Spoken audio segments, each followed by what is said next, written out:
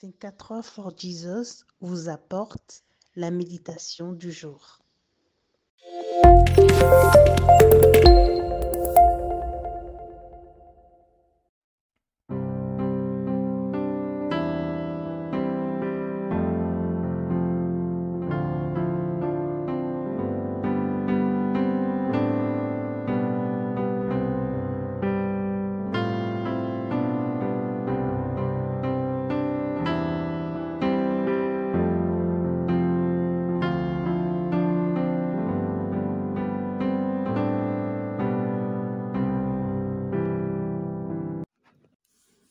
Un homme de Dieu vint auprès de lui et dit: « Ô toi, qu'une armée d'Israël ne marche point avec toi, car l'Éternel n'est pas avec Israël, avec tous ses fils d'Éphraïm. » Amen.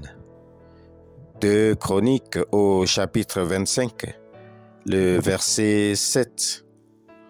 Tu dois savoir choisir tes amis. Amazia, roi de Juda, 8e de son rang, lève une puissante armée de 300 000 hommes d'élite. Il engagea également 100 000 mercenaires du royaume d'Israël pour préparer une bataille contre les fils de Séhir. Dieu envoya un prophète, un inconnu, parler au cœur du roi. Il appartient à Amazia de comprendre ce rappel à l'ordre, de l'envoyé de Dieu sur son compagnonnage avec Israël, car Dieu n'est pas avec ce dernier. Le roi applique le conseil divin et sortit victorieux de cette bataille, même si plus tard les mercenaires qu'il avait renvoyés se vengeront de façon lâche.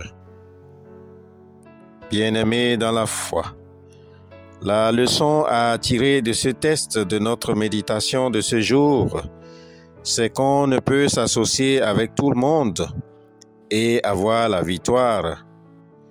Israël était sous le coup de la malédiction et c'était une erreur pour Juda de faire équipe avec ce dernier. Tu dois bien choisir ceux avec qui tu dois faire du chemin, car la malédiction d'un seul peut affecter tout le monde. Ma sœur, mon frère en Christ, sachons marcher comme des enfants de lumière quand nous tissons des relations. Il faut du discernement, car certaines relations peuvent causer notre chute. Dieu n'apprécie jamais les mélanges. Il veut toute la clarté chez ses enfants. Nous sommes donc interpellés ce matin à n'avoir rien en commun avec les œuvres infructueuses des ténèbres.